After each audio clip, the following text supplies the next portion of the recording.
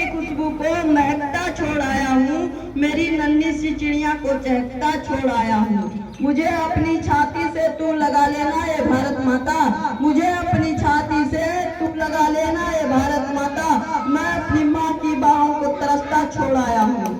मान्यवर अतिथिगण, प्रधानाचार्य जी, अध्यापक अध्यापिकाएं, मेरे सीनियर और मेरे सहपाठी, सुबह की नमस्ते।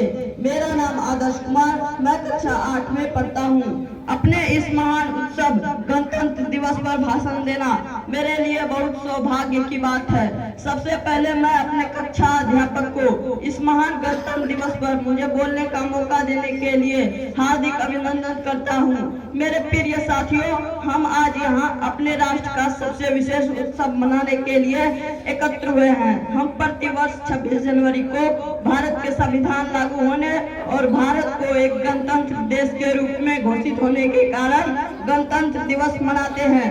मुझे भारत का नागरिक होने पर बहुत गर्व है। इस दिन पर हम अपने गणतंत्र देश के लिए दिल से सम्मान प्रदर्शित करने के लिए भारत के राष्ट्रीय ध्वज को फहराते हैं और राष्ट्रीय गान गाते हैं। यह पूरे देश, स्कूल, कॉलेज, विश्वविद्यालय, सभी शैक्षणिक संस्था तथा बैंक और भी बहुत से स्थानों पर मनाया जाता है। 26 जनवरी 1950 को भारत का संविधान लागू हुआ था और 1947 से 1950 के बीच का समय परिवर्तन का समय था और किंग जॉर्ज प्रथम राज्य के प्रमुख वही लॉर्ड माउंटबेटन श्री गोपालाचार्य जी भारत के गवर्नर बने थे।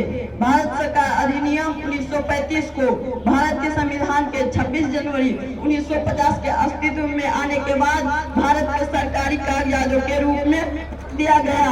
1949 में भारत के संविधान को संवैधानिक समिति द्वारा 26 नवंबर को ग्रहण किया गया। हालांकि इसे लोकतांत्रिक सरकारी प्रणाली द्वारा बाद में 26 जनवरी 1950 को देश को पूर्ण रूप से स्वतंत्र गणराज्य घोषित कर दिया गया। गणतंत्र भारत के संविधान ग्रहण होने के बाद पहले राष्ट्रपति डॉक्टर राजेंद्र प्रसाद बने थे और भारतीय सेना द्वारा सभी तीनों सेनाओं द्वारा राष्ट्रीय राजधानी नई दिल्ली के साथ साथ तथा देश के राज्य की राजधानियों में भी एक भव्य परेड का आयोजन किया जाता है।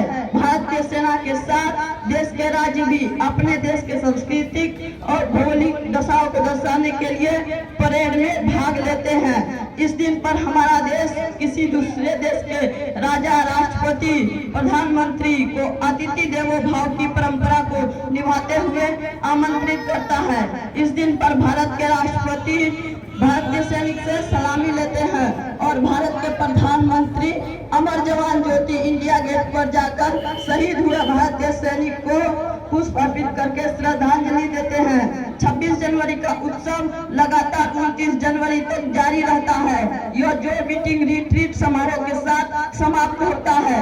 इस दिन पर प्रत्येक भारत के संविधान के लिए अपना सम्मान प्रदर्शित करते हैं। इतना ही कहकर मैं अपनी वाणी को विराम देता हूँ। जय हिंद, जय भारत।